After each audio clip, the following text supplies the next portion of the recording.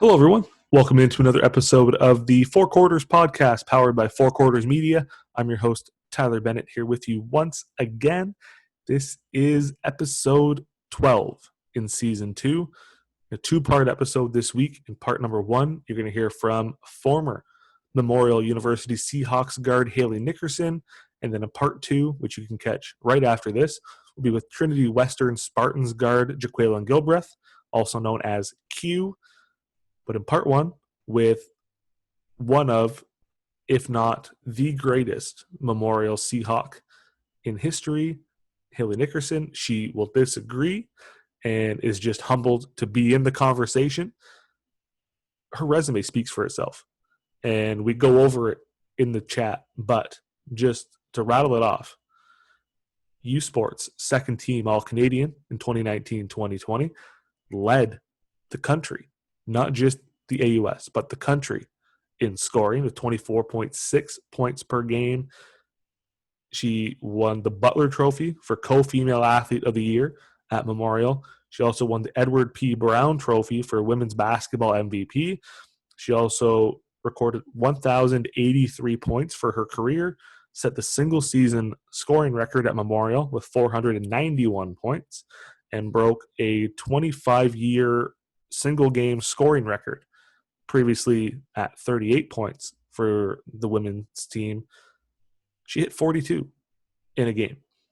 So the resume speaks for itself. But it was great to hear from Haille and understand her side of things and looking at her progression through her career, how she ended up at Memorial, which was a story I didn't know. And her and Mark English came as a package deal, essentially. And over her 5 years, how she progressed in her role and evolved and ended up being a starter, a full-time starter in year 5. And again, the resume speaks for itself. We looked at some stories and what made her career memorable, some moments that stood out to her, and learned about how she was able to balance everything. Being a student athlete isn't the easiest thing in the world. And we learned how she was able to succeed both on the court, off the court, and how finding that balance helped both sides of the student athlete equation. So from start to finish, a fantastic chat with Haille, and we may be on to a few ideas as well. So you'll catch those in the interview. So with that said, let's jump right in to part 1 of episode 12 of the Four Quarters podcast, powered by Four Quarters Media, with U Sports second team All-Canadian guard Haille Nickerson from the Memorial Seahawks. Enjoy. All right, so I'm now thrilled to be joined by Memorial Seahawks, I guess now former Memorial Seahawks guard Haille Nickerson. Haille, first off, I want to thank you for taking time out of your day to do this. How are things? You're still on the East Coast, if I'm not mistaken, correct? Yeah, thanks for having me. I just came back the other day to Newfoundland. I was home. I've been home since the beginning of May, and I wanted to come back and because the team is starting to train again, everything's starting to open here. So I'm gonna train with the team and just be here with all my friends. Yeah, I was home for 2 months, so that was good. The East Coast is a bit further ahead than Ontario, to say the least. Oh, yeah, for sure. Newfoundland obviously they don't have cases, and they're pretty much opened up fully almost. Yeah, and obviously Ontario is not doing too good. Yeah. We're trailing behind a Yeah. little bit. But for you, how nice was it to come home and kind of see everybody for a little bit and take a break from out east? Yeah, it was nice. I obviously hadn't been home since Christmas. It's nice to see everyone again. And yeah, the weather is obviously way nicer in Ontario. It was nice to get some sun. And yeah, it's just always nice to be home. It's gross here right now. It's so hot. Oh, yeah. There's no wind. It's just, it's hot. Like it was 38 or 39 here today. Like it's gross. Yeah. So yeah, I like that compared to here. It's pretty cold here. See, like it'd be good to have like a nice mix once in a while. Like there's no breeze. Like, give us a little bit of that, like, East Coast breeze out here, and I'm fine. Yeah. But I don't want to walk outside and be sweating by the time I get 10 steps to a car. Like, Yeah. that's not fun anymore. So we kind of look at your career so far, like kind of how it went over the 5 years at Memorial, and the resume kind of speaks for itself. We'll get to that in a bit. But over your career, 5 years, you played every game in the regular season, 100 games. Just kind of looking back on year 1 to year 5 and kind of how you progressed and developed and how things unfolded, just kind of get your general thoughts on your career as a whole. Yeah, at the beginning, I didn't play a lot my first year, and even my second year, yeah, I didn't play a lot. But yeah, I just worked hard, and I knew one day my like time would come, and yeah, this year was a really good year for our team, and yeah, I think my hard work paid off. I finally like got like minutes. Like my first year, I was obviously I didn't get many minutes, but yeah, by my fifth year, it was good. How does someone from Grimsby, Ontario, end up at Memorial? Like, what was that process like for you? Yeah, so I was set on going very far. Okay. So Mark found me, and Mark was coaching at PEI at the time. So I actually was committed to PEI for a while. And then Mark got the job in like June, I think it was, before I was supposed to go at Memorial, and he said, "Do you want to come to Memorial instead?" And I liked Mark, and I wanted to go where he was. So yeah, I switched to Mun like last minute. And originally I like loved PEI, and I was like sort of sad. I was like, oh no, I'm not going to PEI anymore. But yeah, it was the best decision. Like I obviously, I loved it here, and I wouldn't change my decision for anything. Yeah, it was nice. Clearly, yeah, obviously, like, you love it if you're willing to go back now. Obviously, like you mentioned off the top, like, you're back there now to kind of train with the team for next year. And like you said, just being around all your friends and everybody you've met out there. And looking back at when you committed to PEI, switched to Memorial when Mark got the job, to where you are now, did you ever see your college career playing out the way it did? I didn't really know what to expect, really. Yeah. Were there any like individual goals that you had that you wanted to achieve in your career? Yeah, I always like from the start. I was always like, I want to by my like fourth and fifth year, I want to be an all-star. Like that was always the biggest one. I want to win an AUS championship. Like that was and go to nationals. Like that was always like the biggest goal. But it's unfortunate we never won AUS when I was here. But hopefully, I think in the next few years they can win AUS and experience it, because that would be awesome to experience nationals. You guys came close this year, lost to Acadia in the semifinals, so kind of a rough way to go out. But you've mentioned Mark and following him from PEI and his commitment, you committing there, and his recruiting you there to taking you to Memorial. And then over the last 5 years, you guys have been there together for the 5 years. What has he meant to your career in your player development? Yeah, I don't know what I would do without Mark. He's awesome. He's like the best coach ever. He did a lot for me. He still does. Yeah, he does a lot for the team. He made me into the player I am today. I'm so glad he got Coach of the Year this year. He really deserved that. It was great playing for Mark. It's always good to have that relationship with the coach, and like you said, he recruited you to PEI, and then he left, and then he wanted to bring you with him. So clearly, he saw something in you, and when you have somebody that has that belief in you, it does wonders, I think, for confidence. Yes, for sure. And for you, like you said, even though first couple of years you didn't play a whole lot, you still got in and you still had that relationship, and then now you look at it, 5th year, you finished with, I'm just going to go through the notes here, U Sports, second team All-Canadian this year, the first at Memorial since 2008, 2009, so 11 years. You led the country, not just AUS, the country in scoring, 24.6 points per game.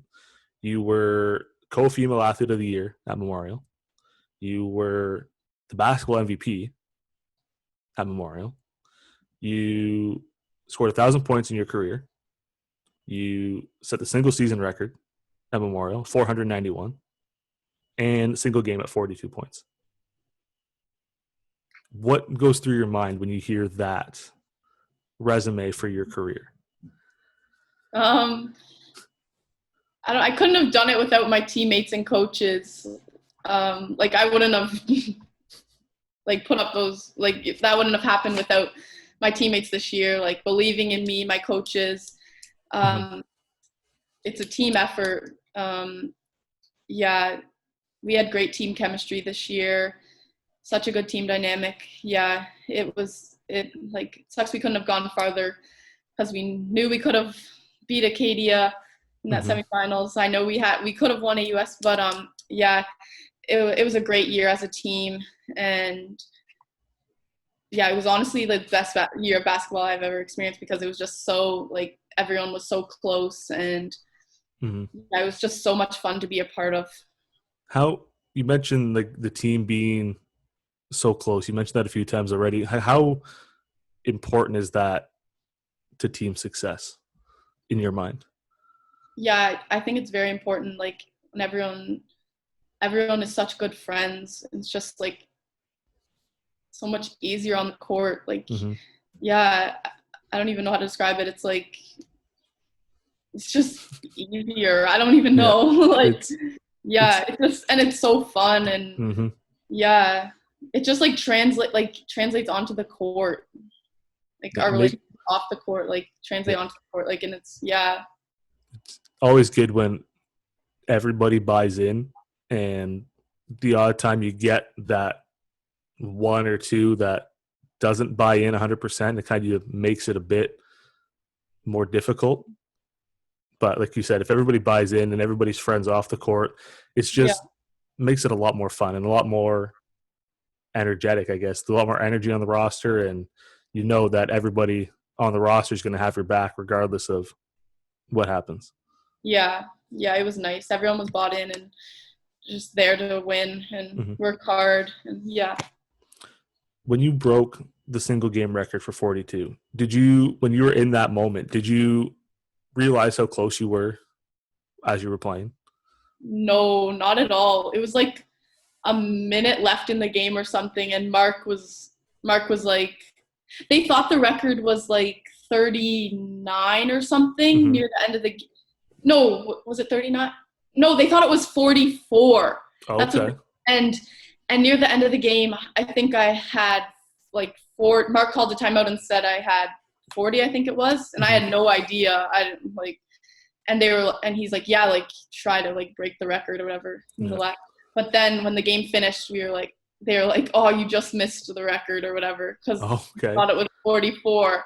And then like sometime during the men's game, they found out I actually broke it and the record wasn't 44 or whatever. 44 was the men's record or something. Okay. Yeah. So yeah, I had no idea.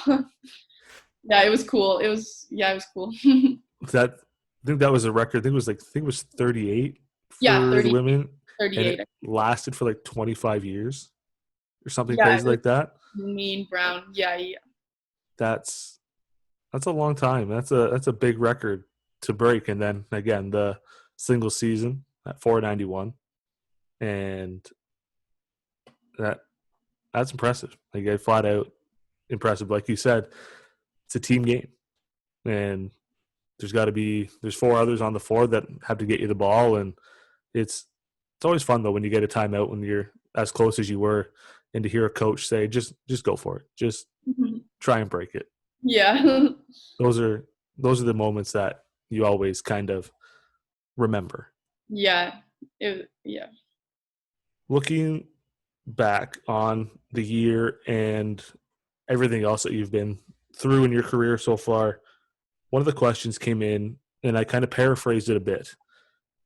What does it mean to you knowing that you're going to be forever etched in Seahawks women's basketball history? Like when people talk about Memorial women's basketball, your name will be one of the first ones that comes up. Yeah, it's such an honor to be a Seahawk, like forever a Seahawk. Yeah, and yeah, it's so something to be so proud of, and yeah, it's a great program. I'm so happy to be a part of it, and yeah. The question came in. It was, how do you feel being the GOAT of Memorial women's basketball? Oh, Do you see yourself as the GOAT of women's basketball at Memorial? No, definitely not. There are so many women's basketball greats that accomplished so much when they were there. So I guess just being in that conversation is an honor in its own right, I'm assuming. Yes, for sure. You mentioned this in a story by the Telegram in April, looking at professional options down the road. In that time, you said there weren't really any countries on your radar at that time. Has anything changed in the last 3 months, I guess? Obviously, with COVID, it's kind of shut a lot of things down. Yeah, I'm still trying to find an agent right now, like talking to a few. I'm hoping to sign with one soon so I can figure that out. And then, yeah, so trying to sign with one ASAP, yeah. And from there, obviously, they will find you a team. And, yeah, I don't know what will happen, like, if I will go this fall because the leagues might not start. Right. But, yeah, I'll go whenever I can. I want to keep playing for a few years before I do my grad school. Okay. I can't imagine not playing basketball right now. Like I need to. I don't want to like quit yet. And yeah, so we'll see what happens with COVID. Right. And yeah. COVID's kind of ruined everything at this point. Yeah. For you, I've asked it to a few female coaches, players, what have you. Having a professional league for women in Canada. Yeah. How would you like that, I guess? I don't know how else to phrase that. Yeah, we need that. Like the CEBL, the one they just made. Yeah, there should be something for women for sure. Yeah. I guess it's because compared to guys, a lot of girls don't go play from Canada to pro. Not nearly as many, but like they should still, there should be something professional for women in Canada. So I would definitely want to be a part of that. I think there's probably more women that go pro than we know about, but the coverage of women's basketball in general is subpar, if you will. And then making that jump to pro, if you don't go WNBA, you don't ever hear the names. Yeah, exactly. Yeah. And for young girls growing up looking at wanting to play professional basketball, if they only see WNBA, they think that's their only option. That's some big shoes. Having a league at home, I think, would be fantastic. It would be. Sure. I'd go watch for sure. There was a list online. I'm going to try and find it while we're on it. See how many women actually played professional from Canada. I'm going to try and find that as we go. But a question that came in off Instagram as I look for this. Okay. Do you have a pregame routine? And second to that, does it change in regular season versus postseason? Like, do you mean like just before the game or like the day of the game? Or you can go day of the game. Like, are you eating the same meal at the same time, having a nap at the same time? Yeah. Every game day I like do the same things. Yeah, I eat the same thing for breakfast. Okay. Then we a few of us go to Freshie for our pregame meal. Mm-hmm. This is on Saturday games, not Sundays, obviously. Yeah, every Saturday a few of us go, we eat pregame meal together. Mm-hmm. And then we go to the gym, and we play at 6 on Saturdays. At 4:30, I do a full like stretching thing by myself. Mm-hmm. And then we have like warm up in small groups. We start at like 4:50. Yeah, in groups of 3, you have like different drills to do. Okay. Before we start our actual warm up at like 5:30. Okay. So yeah, pre-warm up, and then actual warm up. Yeah. Okay. What's the go-to game day breakfast then? Peanut butter on toast with milk. Like I eat that. Yeah, I eat that for every breakfast. white or chocolate milk though? Or white milk with the peanut butter. But like I'm obsessed with chocolate milk, but not for breakfast. Yeah. No chocolate. Okay. Not for breakfast. It's a hot take. No chocolate milk for breakfast. Wow, that just ruins my childhood. Oh, but like chocolate milk after the game. That's fair. That's valid. You can't have too much of it in one day because then you get sick of it. Yeah. And then because my wife is a big 3% milk fan, and I can't do it. Oh. What milk? Skim. Okay, I can do that much over. What do you like? I'm at 1%, 2% kind of guy. None of this 3% heavier milk. No.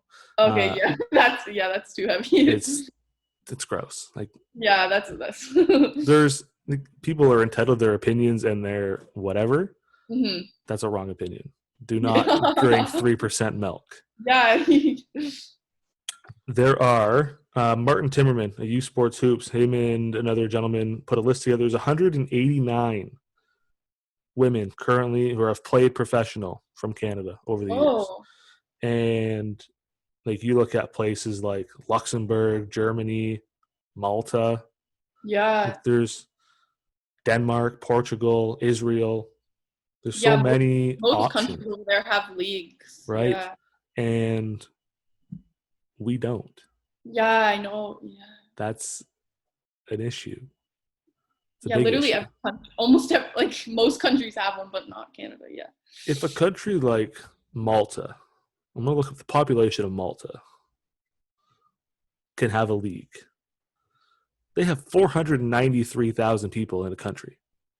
We have more than that in cities. Yeah. And we can't have a women's league? You should start one. I want to. I really do. And I'm probably one of the few that I'm hesitant on the CEBL, only due to the fact because it's so spread out. Oh, across the country, yeah. Like travel costs have to be insane. Like you have to get, I don't know, you have to get them closer or more teams out west and then out east, and I don't know. And they've kind of left you guys out east in the weeds. Like nobody's going out there. It's just Ontario and west. And then the NBL Canada is Ontario and east. And something's got to like combine the two and replicate it and make a women's league. Yeah. Well, please. You should take the lead. Take the lead. And I think there's a ton of talent in Canada that would love to stay home. Yeah, for sure. And if you get, I'm not saying Kia Nurse or any of those would play in the league because they're WNBA, obviously, but if you get some of those like high name players that play at home, like run it opposite WNBA, be laughing. Yeah. That'd be awesome. But looking at your pregame routine, are you superstitious? Nothing special. Like I don't really do anything special. No, like you don't put on your left shoe first and your right shoe every time. Like nothing to that extent. Just it's just natural. I always put my left shoe on first, but like I think that's just natural. Like it just comes naturally now. I think like, just one of those subconscious things that you just do without thinking about it anymore. I can't think of anything superstitious that I do. No. I don't think so. No. Okay, that's fair. But skim milk and no chocolate milk for breakfast. Yeah. The two hot takes that people will take away from this. Okay. What will you miss the most about either Memorial University, the program, or out east in general?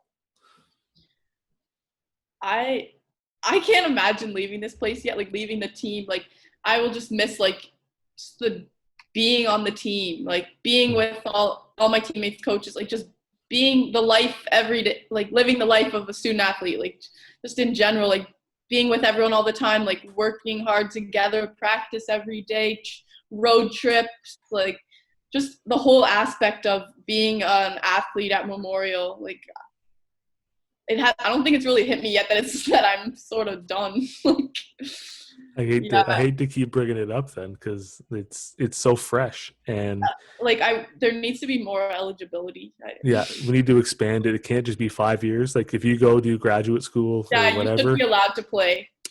or at least be like if you do graduate school, you're guaranteed a coaching spot like on there, so you're still at least a part of the team. Yeah. Even if you only play 5 years, like you should be able to coach as like a grad assistant for as long as you're in grad school. Yeah. Just to stay a part of it and kind of wean yourself off of it and not just cold turkey and here's the last day, you're done. Yeah. It is what it is.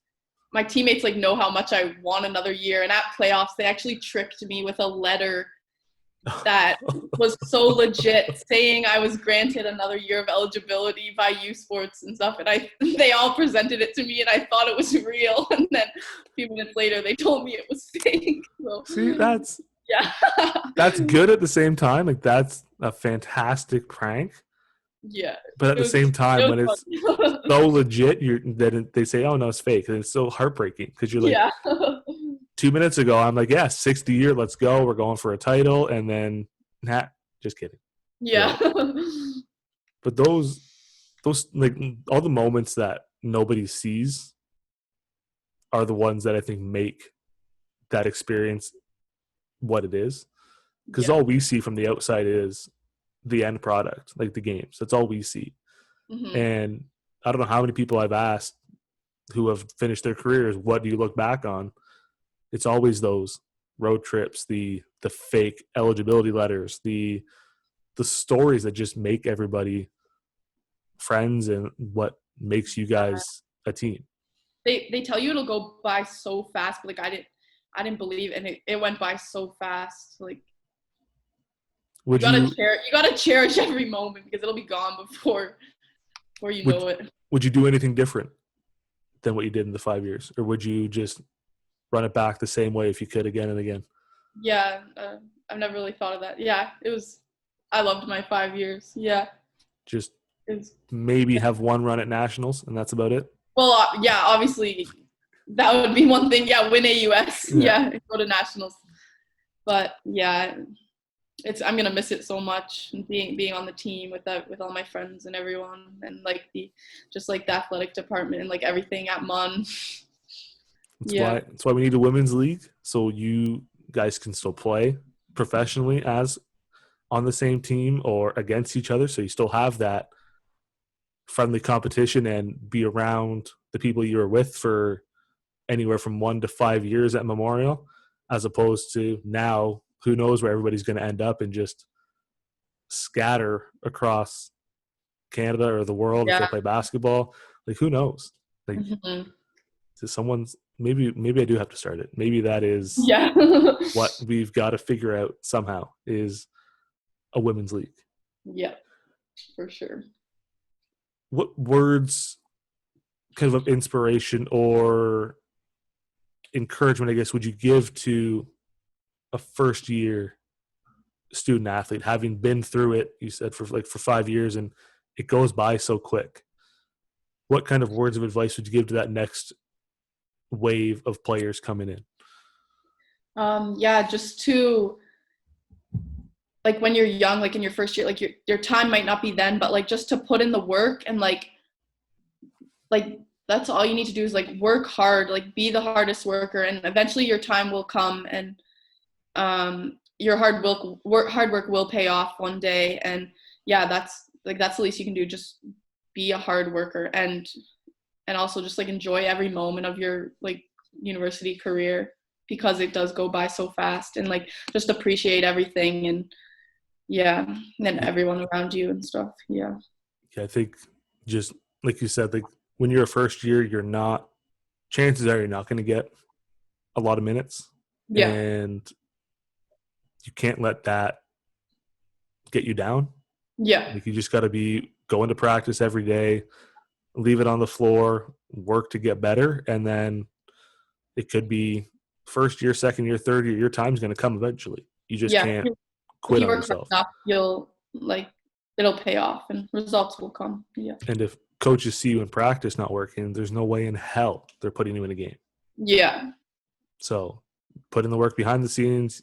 Yeah. Eventually you'll get on the floor, and the rest you guys got to do it yourself. It's really Yeah. you got to rely on yourself. You've had a lot of memories over the 5 years. Are there any that stand out as favorites? I mean, there's a lot. Like, I don't know how you pick. I think like this year as a whole is like a memory in its like just like all of us together, like just this I'm trying to think. I think just like the team this year, how much fun we had, and I don't really have there's not really a moment, I don't think, that sticks out as my favorite. So just the 2019-2020 season as a whole, as one big moment. Yeah, like the team, like Okay, yeah. that's fair. Yeah. I think again, it's all those little things, that the road trips, the stuff nobody Yeah, else sees, just that just everything. make, like, from It was just practice, so fun. Yeah. from first practice to last game, it's just one big moment. And whether you guys have class together, whether it's you're living with them or whoever, it's one continuous 24/7 moment for, I guess, I don't know when you guys start working out till March. So 7 months, 8 months, Yeah. one big continuous moment. Yeah. As a student athlete, going to class, being on the team, everything else you got going on, how do you balance everything? What was key for you to balance the entire student athlete lifestyle? It's just about time management, basically. And like I lived with a few of my teammates, so like Okay. we would like basically after practice we would like sit at the table and study. Like you just have to make time for basically after your school has to revolve around like your basketball schedule, and it just like eventually comes natural. It's like comes natural to us, like balancing, like because we're so used to it because we've been doing it for like our whole lives. So Right. it's just about time management and making sure you have time for everything. That's I think that's one of the things that hinders a lot of people is the time management. Yeah. And like you said, you get used to it, you get into that system, that rhythm. But especially if you're a first year, that's tough Yeah, like because it's a big jump from high school. mm-hmm. There's no bells telling you when to go to class, like when class ends. There's nobody there holding you accountable. It's essentially you, and your teachers don't really care. They care, but if you don't show up to class, that's on you. Oh yeah. High school, if you don't show up, you get a phone call home, and you got to deal with that twice. It's an adjustment. Yeah, for sure. Especially in your first year, like the workload is obviously way bigger than high school. Yeah. And, yeah.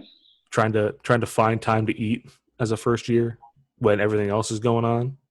It's something takes the hit, whether it's sleep, social life, eating, school. It's a struggle. Yeah. Last one before we make sure we didn't miss anything. what excites you the most about the future of the Seahawks?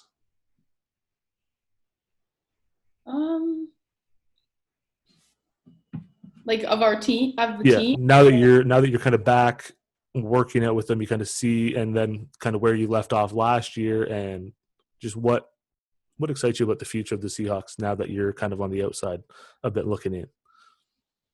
I'm excited to see them like excel and like do. I think in the next few years, yeah, they could win the U.S. championship. They have like everyone. We only lost me and Jane, so like everyone's returning, and we have some good recruits coming in, and yeah, it's gonna be exciting to watch them. Is it going to be tough the first couple of games to be watching as opposed to putting on the jersey and playing alongside them? Yeah, it's gonna be weird, but I'm excited. Was there anything we missed that you want to shed some light on in your career? Any memories, any stories that stand out? I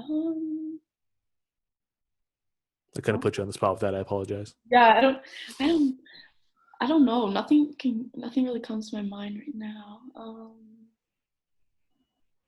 What was the first thing you did when COVID started to dwindle and things started to open up? What was the one thing you missed the most when everything shut down? Oh, like the weight room. Like not having a gym. Like right. I can deal with like shooting outside and like playing ball outside. Yeah, but like the gym, like yeah, that's tough. Not having a gym. Yeah. Yeah, the home workouts are it's one not thing, but if you don't have weights at home or you don't have machine or whatever, and it's just kind of body weight workouts, it's totally different. Yeah, I'm dying to get into a gym. And hopefully that's soon-ish for you guys. And we're not even close, I don't think. But Haille, I want to thank you for doing this. Thank you for sharing some stories on your career. And again, the resume speaks for itself. And like people said, in the conversation for the GOAT of Memorial Women's Basketball. No, definitely not. Okay, so humble, but we'll again, resume speaks for itself. But anytime you want to do this, if you go pro somewhere and you want to talk about that, there's always a spot here for it if you want to do it again. Okay, thank you so much for having me. I think some of my teammates want on this. Oh, okay. So you mentioned one before. We might have to do a full like Seahawks team like round table. Just get everybody on at once, and I'll just sit back and just let you guys go, control everything, and just see what stories come out of that. That'd be entertaining. That'd be fun. that would be fun. We'll have to work together to get that set up. Okay. Perfect. Yes. Thank you for having me. Thank you.